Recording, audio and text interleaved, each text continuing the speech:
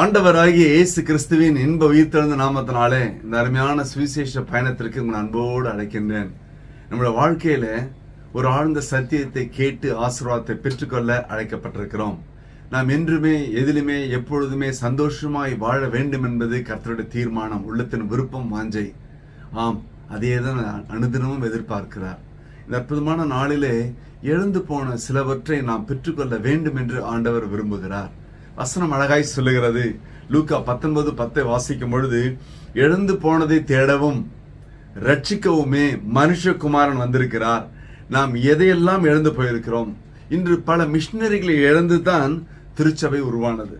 பல நபர்கள் தங்களுடைய எல்லா விதமான ஊக்கங்கள், எல்லா விதமான பொருள்கள், எல்லா விதமான தாளந்துகளை எல்லாம் இழந்து பலவிதமான மிஷினரிகளை உருவாக்கினார்கள். பரிசுத்த வேதாகம் உருவாவதற்கு பல உயிர்கள் தியாகமாய் செலுத்தப்பட்டது. ஒருவேளை நாம் கூட நம்மளோட வாழ்க்கையில பல காரியங்களை இழந்திருக்கலாம். அருமையான அன்பு ஆண்டவர் தன்னுடைய இளமையை இழந்தார், தன்னுடைய மகிமையை இழந்தார், தன்னுடைய ஐஸ்வர்யத்தையும் இழந்தார்.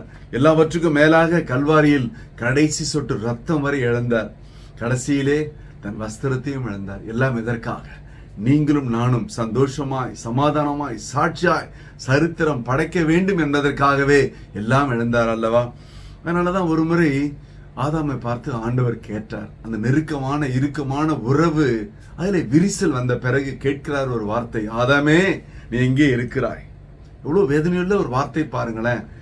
ஏனென்றால் அவருடைய அன்பை விட்டு, அவருடைய ஐக்கியத்தை விட்டு விலகின பிறகு கர்த்தருடைய உள்ளம் உடைந்து போனது. அவர் கேட்கிறார், ஆதாமே நீ எங்கே இருக்கிறாய் என்று. நாமும் கூட இந்த அற்புதமான நாளிலே நம்முடைய வாழ்க்கையெல்லாம் எதையெல்லாம் எழுந்தோமோ அதை பெற்றுக்கொள்ளத்தக்கதாய் கர்த்தர் கிருபை செய்வாராக. 1 யோவான் 3:16 சொல்லுகிறது, அவர் தம்முடைய ஜீவனை நமக்காக இழந்ததினாலே, அவர் தம்முடைய ஜீவனை நமக்காக கொடுத்ததினாலே, பாருங்களேன், நமக்காக கொடுத்தார், நமக்காகவே.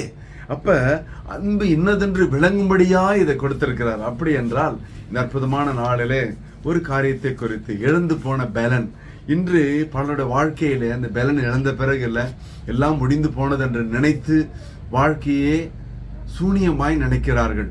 பரிசுத்த வேதாகமத்திலே பழைய ஏற்பாட்டு பகுதியிலே ஒரு சரித்திரம் எழுதப்பட்டிருக்கிறது. நியாயாதிபதிகள் 16:28 வாசிக்கும் பொழுது சிம்சோனோட வாழ்க்கையில ஏற்பட்ட ஒரு நல்ல சம்பவம், ஒரு சோக சம்பவம். அவனை கர்த்தர் மிக வல்லமையாய் பயன்படுத்தினார். ஆனால் எல்லாவற்றையும் இழந்தவனாய் ஆண்டவரை நோக்கி கதறி ஜெபம் பண்ணுகிறான். 16:28 நியாயாதிபதிகள்ல. இந்த ஒரு விசை மாத்திரம் என்னை நினைத்தருளும், தேவனே என்னை பலப்படுத்தும்.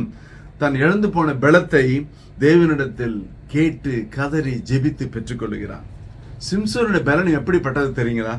நியாயாதிபதிகள் 14:6 வாசிக்கும் பொழுது, தன் கையில் ஒன்றுமில்லாதிருந்தும் கெர்ச்சிக்கிற பால சிங்கத்தை ஆட்டுக்குட்டியை கிழிக்கிறது போல கிழித்து போட்டான். 15:4 300 நரிகளை பிரித்து வாளோடு வாள் சேர்த்து 2 வாள்களுக்கு நடுவே தீப்பந்தத்தை கட்டி வைத்து ஓட வைத்தான். 15:15 ஒரு கழுதையின் பச்சை தாடை எலும்பை கொண்டு 1000 பேரை கொன்று போட்டான். 16:3 பட்டணத்து வாசல் கதவுகளையும் அதன் 2 நிலைகளையும் பெயர்த்து தாழ்பாலோடு கூட பெயர்த்து தன் தோளின் மேல் மலையின் மேல் ஏறி போனான் என்று வாசிக்கிறோம். அப்பேற்பட்ட பலம் எங்கே போனது? ஒரு கீழ்ப்படியாமை, ஒரு பின்மாற்றம், ஆண்டவருடைய சொல்லுக்கு முழுமையாய் செவி சாய்க்கவில்லை.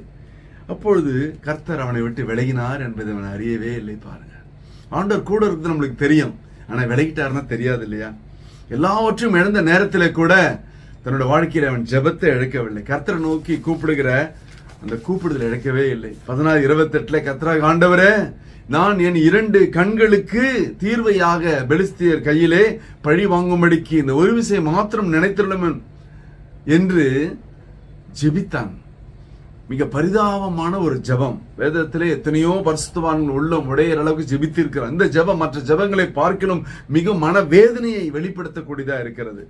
ஆண்டவர் மீண்டும் அவனுக்கு பலனை கொடுத்தார். 16:30 அதன் மூலியமாய் உயிரோடு இருந்த பொழுது செய்த காரியங்களை காட்டிலும் தன் மரண தருவாயிலே அதிகமான சத்துருக்களை கொன்று போட்டான் என்று பரிசுத்த வேதாகமம் சாட்சியிடுகிறது. நம்முடைய வாழ்க்கையில கூட லூக்கா 15:7 சொல்லுகிறது, மனம் திரும்புகிற ஒரு மாசலாமணி நிமித்தம் பரலோகத்தில் மிகுந்த சந்தோஷம் என்று. சிம்சோனை போன்று மீண்டுமாக மனம் திரும்பி கர்த்தருடைய பாதத்தில் வரும்பொழுது நம் ஜபத்தை கேட்டு பதிலை தருகிற ஆண்டவர். நீ எதையெல்லாம் இழந்து போயிருக்கிறாய்? சரீரத்தில் பலனை இழந்து போயிருக்கிறாயா? வியாதி நிமித்தமாக, பொருளாதார நிமித்தமாக, மன கஷ்டத்து நிமித்தமாக, குடும்ப சூழல் நிமித்தமாக, பலவிதமான காரண பலனை இழந்து போயிருக்கலாம். இந்த நாளிலே அந்த பலனை கர்த்தர் மீண்டுமாக கொடுக்க விரும்புகிறார். வாழ வயது போல உன் வயது திரும்ப கட்டி இழுப்பப்படும். நீ கவலைப்படாதே, கலங்காதே. உன் பலன் மீண்டும் உனக்கு திரும்ப வரும். கர்த்தருக்கு சாட்சியா இருக்கும்படியாய் ஒரு விசை கண்களை மூடுவோம். ஹல்லேலூயா, ஹல்லேலூயா, ஹல்லேலூயா. அப்பா ஸ்தோத்திரம் ஆண்டவரே. அற்புதமான ஆசீர்வதிக்கப்பட்ட திருநாளிலே கர்த்தாவே, பலனை இழந்தவர்களாய் இதை பார்த்து கொண்ட மக்களுடைய வாழ்க்கையிலே அந்த பலன், கர்த்தருடைய பலன் பூரணமாய் வருவதாக, பலப்படுத்துவதாக. அந்த பலவீனத்தில் நம்முடைய பலன் விளங்கட்டும் ஆண்டவரே. சாட்சியாய் நிறுத்துங்க, குறைகளை நிறைவாய் மாற்றுங்க, தடைகளை முறித்து போடுங்க. இயேசு கிறிஸ்துவின் உயிர் தெழுந்த வல்லமையான நாமத்தினால என் தேவன் தயவாய் செய்யும்படியாய் நம்முடைய பாதத்துல தாழ்மையாய் ஒப்பு கொடுத்து ஜெபித்து ஜெயம் எடுக்கிறோம் ஜீவனுள்ள நல்ல பிதாவே. ஆமென், ஆமென். கர்த்தர் உங்களை ஆசீர்வதிப்பாராக. Praise the Lord.